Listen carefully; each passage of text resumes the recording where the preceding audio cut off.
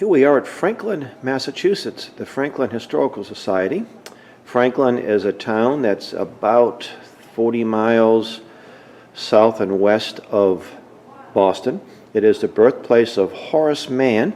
He was born here in 1796. Now, Horace is referred to as the father of education, or progressive education, and he is the man that got the ball rolling when it came to compulsory education laws.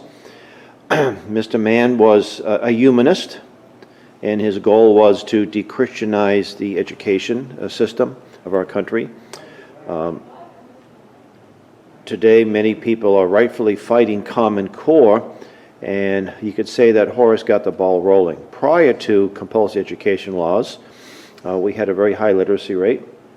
Massachusetts, for example, there was a survey done by Charles Bulfinch, and he was the man who designed the State House, the original State House.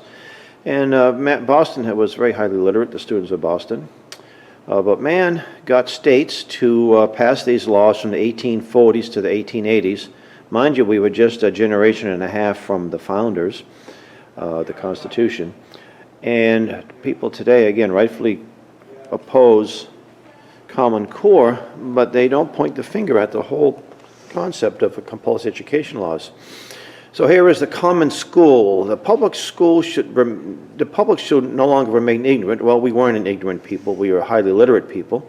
Education should be paid for, controlled, and sustained by an interested public. Now, Horace went to Europe in 1843, and he looked at the Prussian schools, and that's when he said that's the future.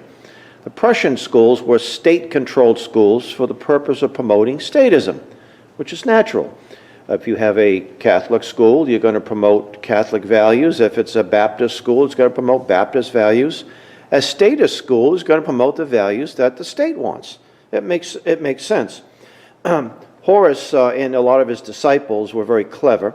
They got a lot of Trinitarian Protestants to buy into the compulsory education laws because they were concerned about the Catholic immigration.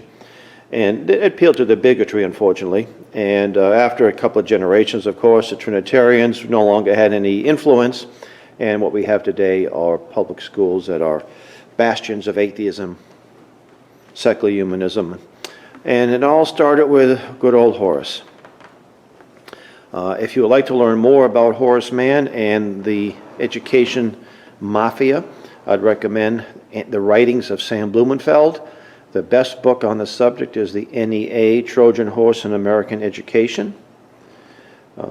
Camp Constitution's website, there's a Sam Blumenfeld archive where you could find many, many of his writings exposing Horace Mann, folks like John Dewey, and some of these early so-called progressive educators.